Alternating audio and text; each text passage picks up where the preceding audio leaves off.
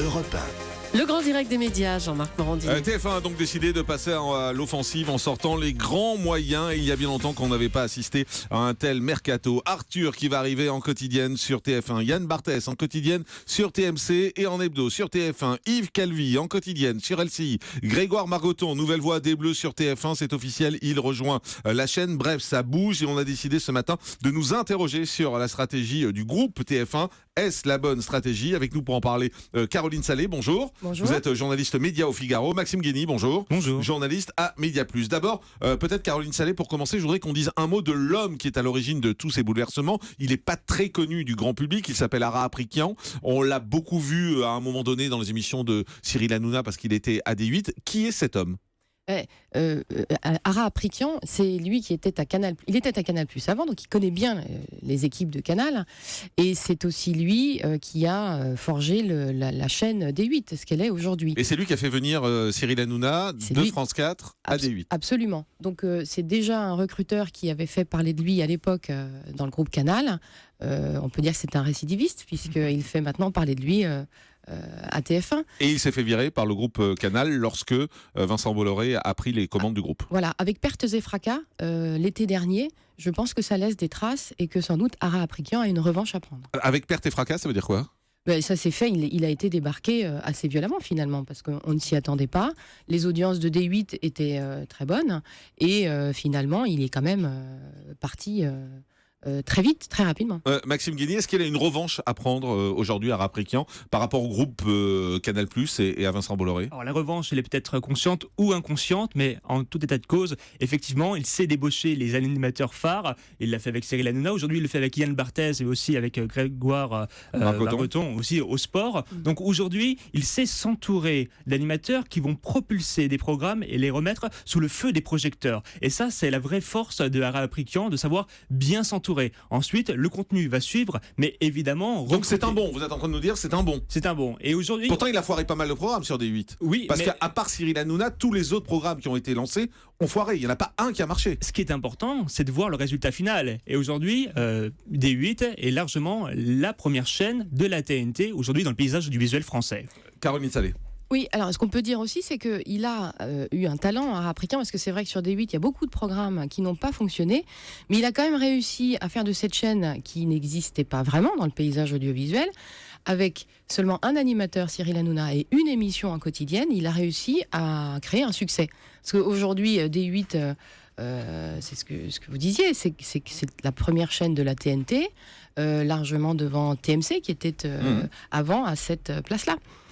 Donc c'est ça son succès en fait finalement, c'est d'avoir su monter finalement D8 et d'avoir mis Cyril Hanouna en position forte. On va revenir sur les différents choix qui ont été faits et ces différents recrutements. Alors on va commencer, puisque c'était la question du jeu de Julie, on va commencer par Yann Barthès qui va arriver en quotidienne sur TMC et en hebdo sur TF1. Ça, Maxime Guény, c'est une vraie surprise. Une vraie surprise. Alors pourquoi Yann Barthès a senti peut-être le vent tourner du côté de Canal+, alors soit pour des raisons économiques, soit également parce que l'audience commençait doucement à baisser et surtout il y avait un point d'interrogation sur le crypté et la place du clair. Qu'adviendra-t-il aujourd'hui du clair? Donc, mélangé à cela, vous avez un climat d'incertitude qui a poussé Yann Barthès à arriver sur TF1. Alors, c'est un beau coup pour la chaîne, évidemment, parce que d'une part, ça montre de la part de la nouvelle présidence sa marque de fabrique. Aujourd'hui, TF1 veut être leader dans tous les domaines et reprendre plus que jamais le leadership sur toutes les chaînes en clair.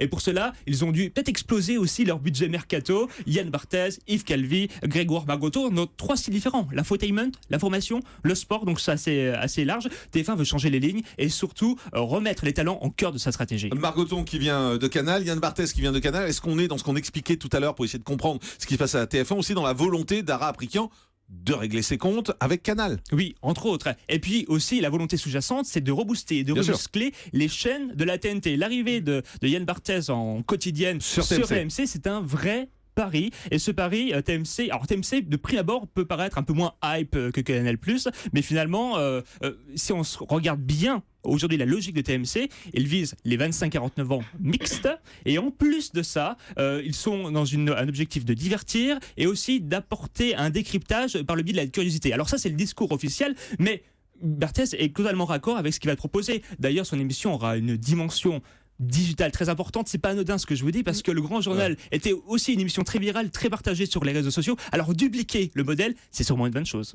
Caroline Salé, l'objectif c'est d'aller chercher le public de Cyril Hanouna en étant entre 19h et 20h sur TMC face à Cyril Hanouna. Moi, je suis pas tout à fait sûr que ce soit ça, uniquement ça. En tout cas, TF1 aujourd'hui a un problème de positionnement. On sait que TF1, le vaisseau amiral, c'est la chaîne de l'événement. En revanche, ses satellites sur la TNT, il y a un déficit d'image. Moi, je sais pas, je serais incapable de vous dire quelle est la différence entre TMC, NT1, HD1. Donc aujourd'hui, il faut créer une couleur pour chaque chaîne. Incarner ces chaînes-là. Et je pense que Yann Barthès, ça va peut-être permettre justement de donner un point de repère et d'incarner, de donner une couleur à cette chaîne. Dans les recrues, alors c'est officiel depuis un peu plus d'1 heure, mais bon voilà, ça a circulé depuis un petit moment, c'est Grégoire Margoton, nouvelle voix des Bleus sur TF1. Ça c'est un vrai coup également d'aller chercher celui qui, alors moi je ne suis pas branché sport, mais tous les spécialistes de sport me disent c'est sans doute l'un des meilleurs commentateurs de match du moment, Maxime. C'est ça, il sera accompagné par Vicente Lizarazu. Et puis un vent de modernité, c'est aussi la volonté du groupe TF1 de relancer avec des nouvelles figures, parce que aujourd'hui, si vous voulez toujours attirer le spectateur, il faut renouveler sans cesse, y compris les incarnations. Et ça, c'est fondamental. Mais Christian Jean-Pierre était assez contesté en plus. Et c'est peut-être aussi la raison pour laquelle on ne l'a pas poussé au dehors des commentaires, mais il restera quand même dans le groupe TF1 pour faire d'autres activités. Caroline Salé, c'est un beau coup ? Ah oui, indéniablement, c'est un bon coup, effectivement, parce que ça va permettre de recruter aussi chez les femmes. C'est plutôt quelqu'un qui plaît à la ménagère. Et puis, il est très, très reconnu dans son milieu. Alors, comme on n'est pas à l'abri des surprises dans le groupe TF1, il y a aussi Yves Calvi qui arrive sur LCI. On vous rappelle que ça fait partie du groupe TF1. Yves Calvi qui arrive en quotidienne sur LCI. Alors, ce qui est surréaliste, en tout cas vu de l'extérieur, c'est qu'il lâche France 5, qui faisait quasiment plus de 2 millions de téléspectateurs avec son émission C'est dans l'air. Ça paraît assez surprenant, Maxime. C'est indéniable. Yves Calvi, c'est le gros transfert du groupe TF1 par le biais de LCI. LCI se donne les moyens de ses ambitions, très clairement. Et aujourd'hui, LCI se considère comme une chaîne de destination à base de magazines, mais aussi de rendez-vous à part entière. Et aujourd'hui, si on comprend un petit peu l'objectif de LCI, c'est d'atteindre le point d'audience d'ici 2019. Mais vous savez que France 5 perd son animateur phare qui réunissait avec C'est dans l'air entre 1 300 000 et 1 400 000 téléspectateurs en moyenne.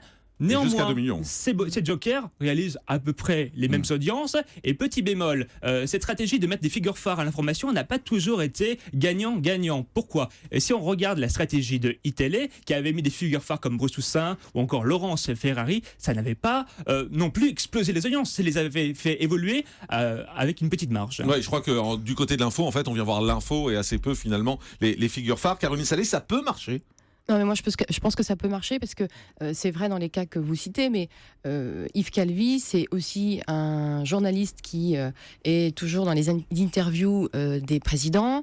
Il sait mener des débats. On arrive dans une année d'élection présidentielle, donc il va pouvoir aussi inviter sur le plateau des personnalités qui ont l'habitude de venir par ailleurs. Et on peut imaginer aussi que TF1 va peut-être l'utiliser de temps en temps pour des soirées spéciales avec d'autres vedettes de la chaîne en l'ajoutant au dispositif de la chaîne, et ce qui effectivement ce sera pas mal. Et puis également dans ce qui se passe du côté TF1, c'est Arthur en quotidienne sur TF1. Ça devra arriver en juin normalement, dès le mois de juin, entre 17h et 19h, en tout cas en gros test en quotidien. Ça aussi c'est un seul objectif, aller chercher les ménagères. C'est ça. Et pourquoi en juin ? Parce qu'il va y avoir aussi l'Euro 2016, donc il y aura une espèce de boost, de nouveauté, d'effervescence, de dynamisme. Et aujourd'hui, on est en train de constater que le paysage de l'accès du groupe TF1 est en train de se construire. 5 à 7 avec Arthur, à 19h un jeu, en parallèle Yann Barthès sur TMC avec vraisemblablement un talk. Donc il y a une vraie complémentarité d'antenne qui est en train de se construire. Caroline Salé, si on doit dire d'un mot, si on doit qualifier d'un mot la stratégie aujourd'hui mise en place par TF1 et Araprikian, bonne stratégie ? De toute façon, il n'y avait pas le choix. C'est-à-dire que le précédent président avait géré la boîte. Il fallait maintenant la remettre sur l'échiquier et qu'elle reprenne sa place de vrai leader. Donc pour ça, il faut des coups, il faut recruter, il faut être au centre du mercato. C'est ce que fait aujourd'hui Gilles Pélisson. Maxime Guény, bonne stratégie ? Bonne stratégie, offensive, efficace, dynamique, parfois un peu impertinente parce que parfois TF1 fait des choix, on est assez étonné par cela. Donc affaire à suivre, mais ils sont bien partis. Et on jugera sur pièce, bien évidemment.